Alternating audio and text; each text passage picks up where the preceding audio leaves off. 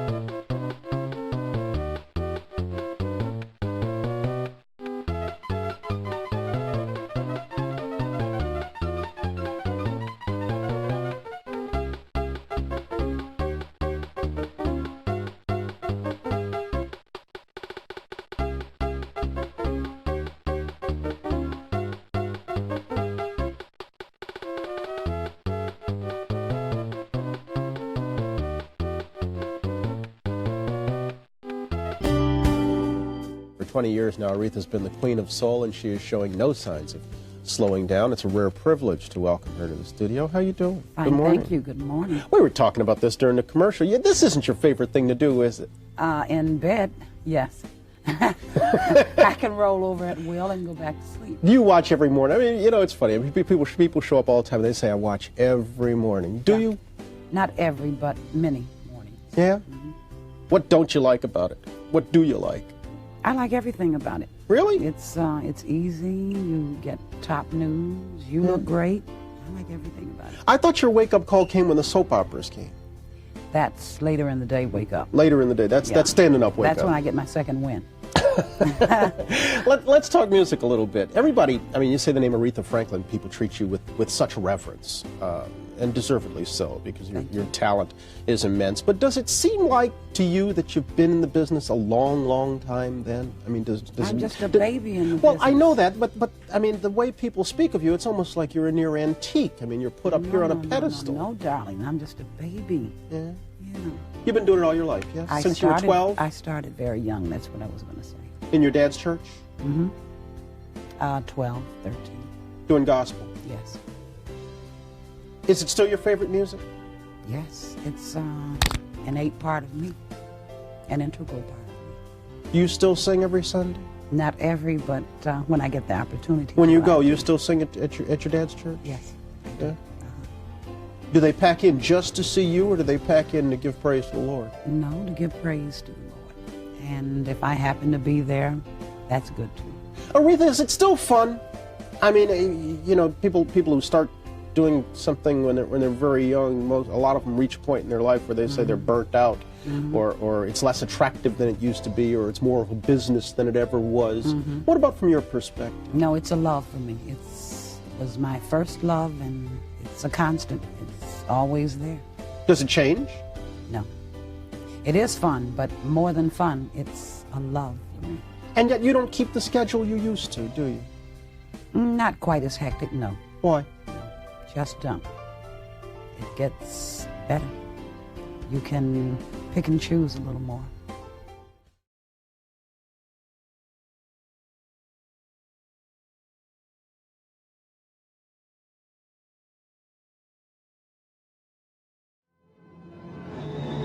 And now, here's your puckish man of the half hour, Skip E. Lowe.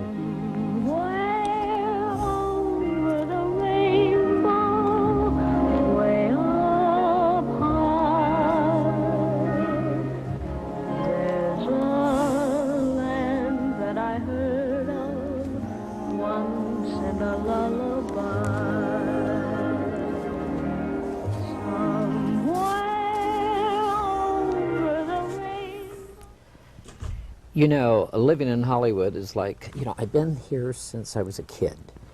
And people come up to you and say, are you anybody? Are you someone? Are you? You know, a lot of people are stars, and they still going around, and people are saying, hey, who is that? Who is that? I wonder. Well, I have Bradford Dillman just wrote a book, and the book is titled, Are You Anybody? That's I correct. think that is a great title. Well, it came out of life, Skip. It happened when I was walking down a street at Universal, and a tram came by, and a frustrated woman reached out and pulled me right into her face and demanded, are you anybody? I mean, with all the stars that were walking around, one thing or another, she figured, maybe. That happened at Universal. Universal. But you really started, Bradford Dillman, actually born in San Francisco. Correct. Went to Yale. Boy, Yes, Yale, yes. that is a good school. Drama school is great there. I wasn't in the drama school. You weren't? No, I was in the Yale Dramat, undergraduate sort of Okay. thing. But that was a big sacrifice for my parents, sending me back to Yale. I mean, that was a wonderful deal. But you did serve the Marine Corps, which is my favorite branch, because I entertained the troops in Vietnam, and they were the best, the Marines. Well, it's a very difficult kind of service to survive, let's put it that way. But anyhow, yeah, and I've been fortunate enough, I've played Marines a few times. You certainly in films. did. Bradford Dillman, how did you get in the business, first of all? I decided, following the Korean War, that life is very, very short, and one should do in life what one remembers having done best or enjoyed most. Right. And for me, it was the theater, it was acting, because from my experiences in prep school and at Yale, I was in many, many plays. I thought, I'm going to give this a try. Right. And of course, my parents, being rather conservative San Francisco people, didn't like the idea at all. But I went ahead and I did it, struck out on my own, and I gave myself a 5-year time limit. Oh, you gave your time limit. I did. I did, okay. because I said, I'm not going to waste my life or waste my youth. And if it looks as if it's not happening, I'll go into my dad's brokerage business. That's what he was. That's what he was. But fortunately, things took a good turn.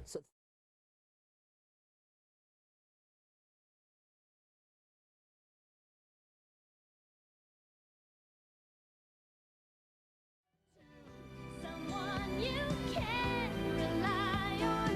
Closer each day, home and away. I want to talk to you. I can't think of anything you have to say to me that I will be remotely interested in hearing. Well, Sally told me that you and the Keatings are running around saying that Tom and Pippa aren't fit to be parents. I mean, you should talk, of all people. Bobby, get out. Oh, you are the absolute piss. Out!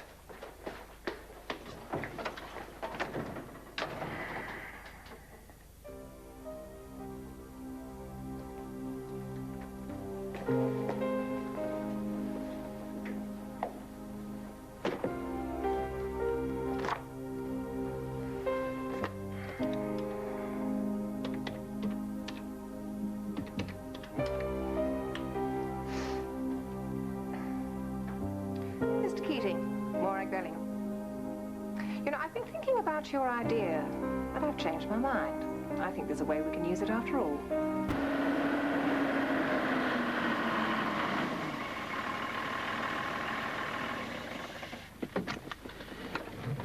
I think you two should wait here while I go and deliver our ultimatum to the Fletchers. If there's going to be any unpleasantness, I don't want you to have any part of it. Well, I guess that's the best way to go. There won't be any unpleasantness. Tom and Pippa aren't like that. Yes, well, let's hope you're right. I had a delightful visit from Bobby yesterday afternoon, so I'm sure you know why I'm here. Yeah, we heard the rumours. Now, there's one thing I'd like to make quite clear. I don't approve of what Bobby did, but I do happen to agree with some of the things that she said. Well, the Keatings have a very strong case, and if you insist on wasting everybody's time by forcing them to go to court, then a lot of other matters are going to come up. You'll be subjecting Sally to a very messy court case, and one you can't possibly hope to win. Yeah, well, I'm not so sure about that. I don't think you'd be round here if you were that confident.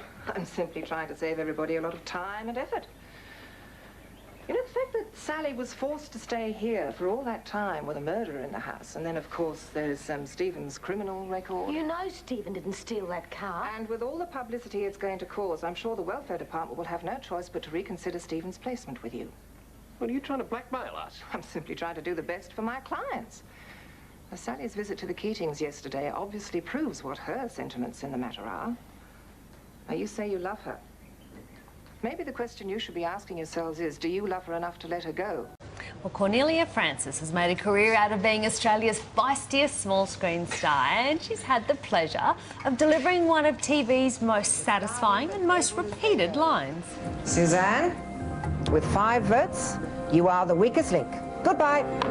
But long before she was crushing dreams on The Weakest Link, Cornelia played Morag Bellingham on Home and Away. Now the star is set to reprise that role in an exciting return to Summer Bay. Chance of him finding a good lawyer pretty slim. Oh, tut, tut. You're gonna come in when the devil rides. We both know your case against my client is flimsy at best. And with Morag back in town, it'll be case closed, I should say. Cornelia Frances joins us live in the studio. Corny, always lovely to talk to you. And always lovely to be here. Thank you, Tom. You're back in Summer Bay. What brings you back? I think, actually, before we start, I've had more comebacks than Dame Nellie Melba in over 28 years, you know. But this one was very exciting to do because I hadn't been on air for, what, 2.5, nearly 3 years. So to come back and be the feisty lady that she once was, because they softened her up a bit lately, was great. It was really good, and it was very different because I worked with a lot of the new cast to me. I'd not met them before, and that was great. It was a good journey, and it was great scripts, and thank you, writers, especially you, Daniel Bennett, who always writes so well for me. He's just wonderful. Now, you're back because you're part of this Who Killed Charlotte. You're the lawyer, and you're trying to, I guess, defending someone. Now, what was it like for you to get back on set? I mean, you were first on the show in 1988, so to go back, what was that like? I'm so used to it, Sally. It was, as I said, it was a joy. And it's always lovely. I had very few scenes this time to do with Ray, with Alf, or Leah, Ada. But working with the guy who plays the detective, Jeremy Lindsay Taylor, was an absolute blast. He is so good, and the more he underplayed it, the more feisty Morag becomes, and there's a history there. She doesn't trust him for 1 minute, and she's out to get him. Oh, and I'm not going to tell you if she does. Oh, very clever. Is Morag always inside you? Does it not take much for her to kind of come out? Oh, it takes nothing at all. It's always there. But I'm not like that, really. No. I really am not, but I love playing bitches. I mean, you know, the bitch is certainly back in this time. It was great. It really was. It was good fun.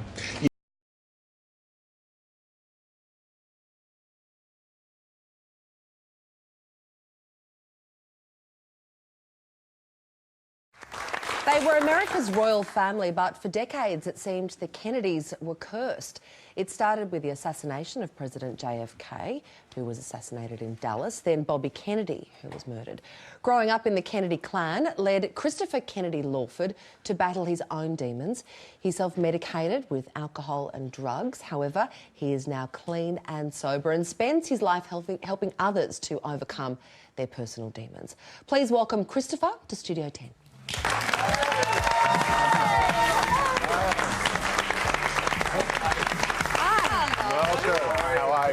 Welcome to the show. Welcome. Thanks for having me. Lovely to meet you. You guys are having entirely too much fun out here. Oh, yeah. Happens too often. Good for you. And your addiction started out, I suppose you've called it the perfect addiction storm. You did drugs with your dad at some point as well? Yeah, at some point. Yeah, it was a different time. Neither one of us would do that today. But I think this is an illness that depends a lot on genetics. It depends a lot of trauma. I had a lot of trauma. So I was a sitting duck for this. Yeah, well, speaking of trauma, I mean, the Kennedys, of course, are famously, tragically linked to that. You had one uncle, JFK, of course, was shot and killed in 1963. And then 5 years later, Bobby Kennedy was killed as he was running for president. And that really... Yeah, I affected remember you, my didn't it? friends, you know, it was a different culture back then. I mean, drugs were epidemic. People were doing it. It was sort of an okay thing to do. And I was in 7th grade, and my friends were trying to get me to drop acid with them. And I said, no, I actually want to do something great in this world. I came from a family that was productive, that wanted to help, you know, to do good things in the world. And I said no. And then when my Uncle Bobby was shot, they asked me again, and I said, yeah. And I didn't realize at that time that I was an angry, terrified kid. I was 13 years old who was looking for something to make me feel better. And drugs and alcohol for a lot of children are great medication. They don't work, and they will turn on you, but they deal with the issue, which is trauma and the trauma of adolescence. Take us inside your addiction. How bad did things get in your life? It got bad. I mean, but I always had the resume. I went to college, I went to law school, I got a master's certification in clinical psychology from Harvard, while fully enmeshed in my active addiction. So a lot of alcoholics, a lot of drug addicts, a lot of people with process addictions are enormously functional in the world, but they're not having a good time. And they're not really there. So both your parents had they were both alcoholics, weren't they? Your father in particular. Yeah. And in fact, you look like your old man. I must say, you do look like Peter Lawford. Thank you. I remember his movies. He's very handsome. So do I. And as you'd mentioned, you know, you had taken drugs with your dad, but also, you know, he was a member of the Rat Pack. Yeah. And is it right that Marilyn Monroe taught you how to do the twist? She did. I mean, that's extraordinary. And when I tell people that, especially men, they go, wow, Marilyn Monroe taught you how to do the twist?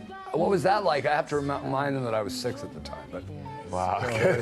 Any older. I had some very, very amazing women who I was socialized to from a very young age. So if you were a functioning alcoholic and a functioning drug addict then, what made you get sober? Because you hear lots of people talking about hitting a rock bottom before they can This is the thing about this illness. People think, oh, well, they're having a good time. They're drinking. They're not. Nobody that's an addict is having a good time. That's the first thing. Those of you out there that are watching this, really understand this illness, because the people that you know that are doing this are not doing it because they're having fun. They're not doing it because they want to. They're doing it because they have a compulsion to do it. It's a brain illness. And people that drink and drug would like a different life. So for me, what happened was it was, you know, I did 2 things right. I didn't die. I almost did 4 times. And I always wanted to get better.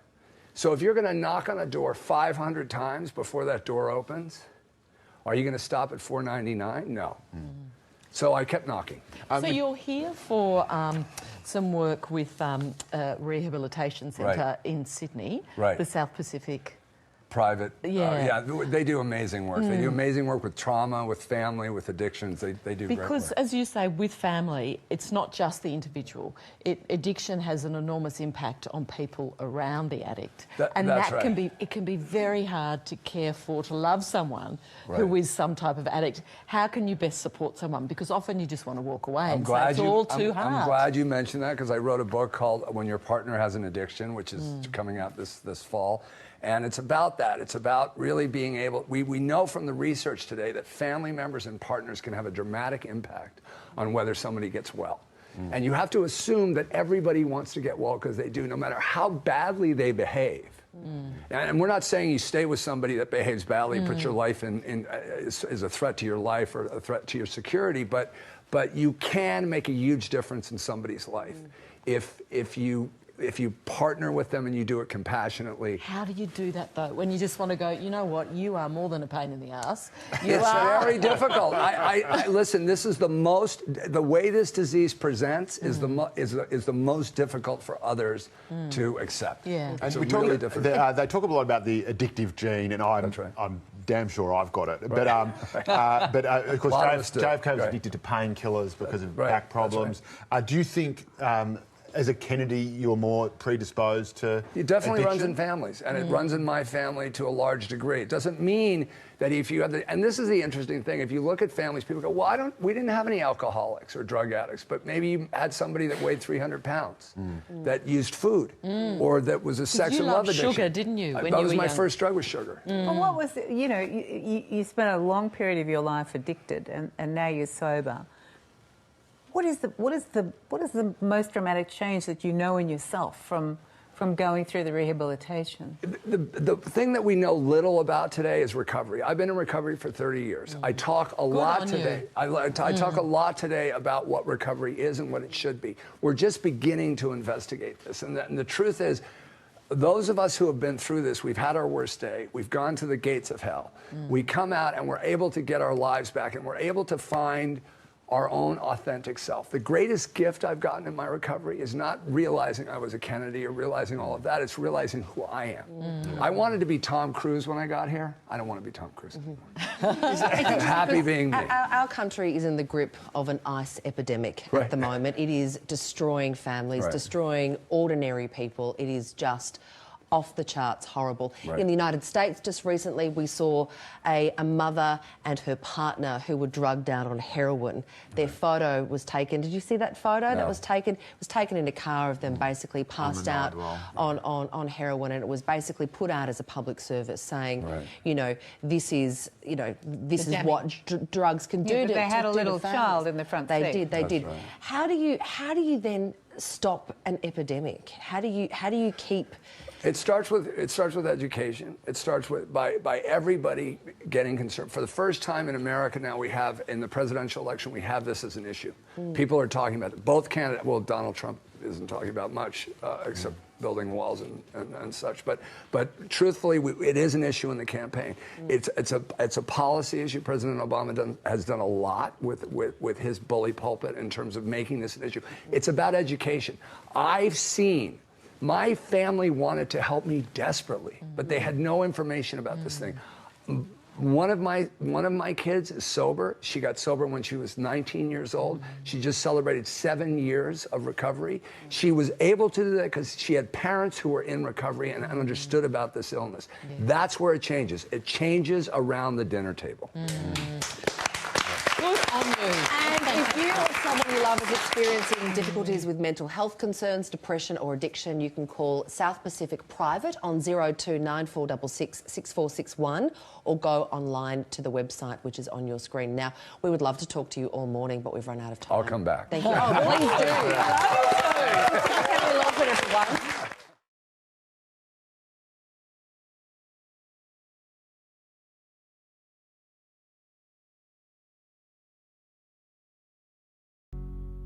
Most kids like to play with cars, but for some, it becomes an obsession. This type of person, and there are millions of us, have an unusual preoccupation with cars. And sometimes it is not at all rational.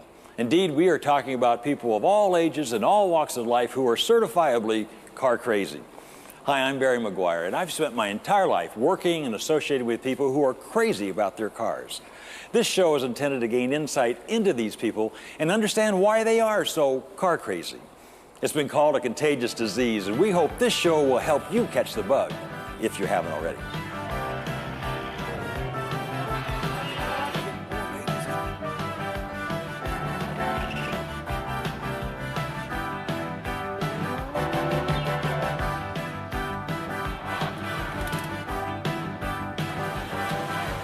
Today on Car Crazy, we have a very special guest, Dan Gurney, who after 30 years of retirement still holds some of the most impressive records in the racing world, both as a driver and as a manufacturer. Then, a special Car Crazy segment for the LA Auto Show that captures the inside scoop on some of the most exciting cars being introduced this year. Don't go away. McGuire's Car Crazy will be right back. Welcome back to McGuire's Car Crazy. Daniel Sexton Gurney is without a doubt a winner. He raced in 303 events in 20 countries and 25 different makes of cars, winning 48 races and finishing on the podium an additional 41 times. Gurney is the first driver to ever win in 4 major categories of motorsports: Grand Prix, IndyCar, NASCAR, and sports car. He was, and still is, the only American racer to win a Grand Prix race in a car of his own design and manufacture. His father was a Metropolitan Opera singer, and young Dan learned to drive on the lap of his mother. The family moved from Long Island to Riverside, California, where Gurney knew he was in the hotbed of the racing community, and began his racing school in the family's orange groves. After college, he served in the United States Army in Korea. One of his first stints as a racer was with Ferrari's North American racing team, and soon after, he was picked to drive for Enzo on his factory Formula One team in Europe. At the age of 28, the offers poured in. One of his finest racing moments was winning the 24 Hours at Le Mans with A.J. Foyt in 1967. Although Gurney retired as a driver in 1970, he continued his overwhelmingly successful career in the racing world through his All-American Racers organization as a manufacturer. He and his wife Evie continue All-American Racers as a thriving family business in Santa Ana, California to this day. His legacy was firmly established when he was inducted in the International Motorsports Hall of Fame in 1990. Dan, you and I are both members of what I think is the greatest car club in the world, the Checkered Flag 200, the support group for the Peterson Automotive Museum. And the conversations we have at our casual times together, what really inspired this television show. And so I'm grateful to have you on the show to talk on camera a little bit and hear some of those great stories, and great to have you with us. Great to be here, Barry. When did your interest in cars, this peculiar interest in cars that you have, first begin? When was the first spark, do you think? Early on, when I was 9 years old, my folks bought me an Irish Mail. You remember the things that used to, four-wheelers and, you know, a go-kart without a motor, but you could pump it. And it had, this one, particular one, had a steering wheel, and it had little balloon tires, and there was a sidewalk down there, and after a rain near our house, why, there would be a really neat mud puddle down there, and you could go through there and get her sideways and cross up. And that, to me, I don't know, that got me going. I felt like I was getting through there pretty well. And you grew up in Long Island and moved out to California at age 17, but even before you moved to California, you got interested in going fast. I had already sent away for California Bill's Hot Rod How to Do It little book, even when I was back in Long Island. So, really? Yes. And I became a big fan of the midget racing boom there in 1947, 48, and you know, I was smitten.